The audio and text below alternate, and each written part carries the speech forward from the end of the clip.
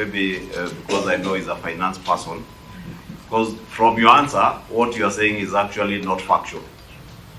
You have said that what has been used to deny counties more revenue is how much government is borrowing.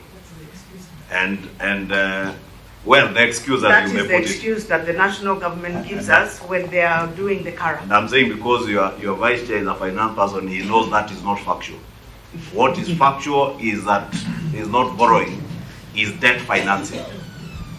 And it is also a fact, the Controller of Budget just released a report last week, but one, saying that we have now surpassed the 1 trillion mark in debt financing.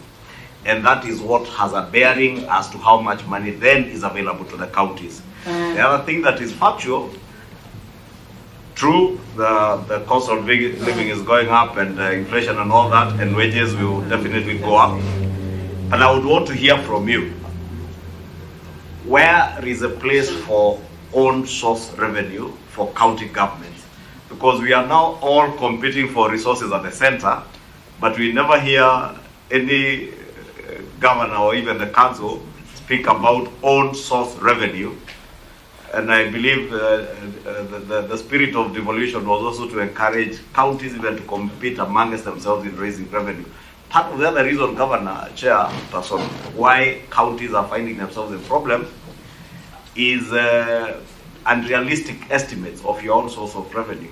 And you end up with very many pending bills. I'll give you a case example of a county that I know that the last financial year they raised about 2.1 billion shillings, and they have now estimated for the next financial year that they will raise 7.9 billion. And they will go ahead and procure and incur pending bills. Then that drives the demand for more resources more than probably the other issues of inflation and all that. Because if you have to factor in inflation, the other thing that is factual, and I say this with all due respect to the council, because I have sat in parliament as a chair of the budget and appropriations committee.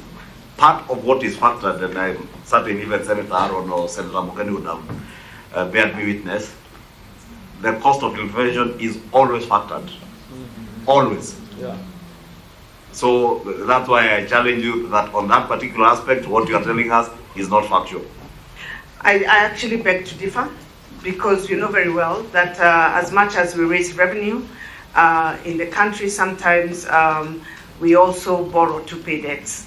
We borrow from A to pay B, or we roll over our maturities and use maybe domestic and convert one borrowing to pay another debt, and that happens, and it is normal in all counties. So I think we can't assume, if you look at how much money that the country collects vis-a-vis how much money that we're spending in development and how much we're paying in debt, you will see that what I'm telling you is factual.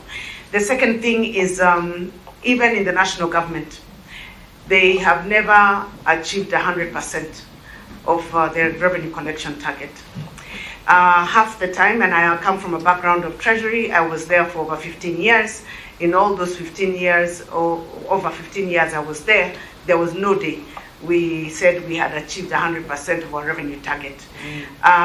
We always get to, in fact, if you get to 85, 90%, it's considered a very good performance.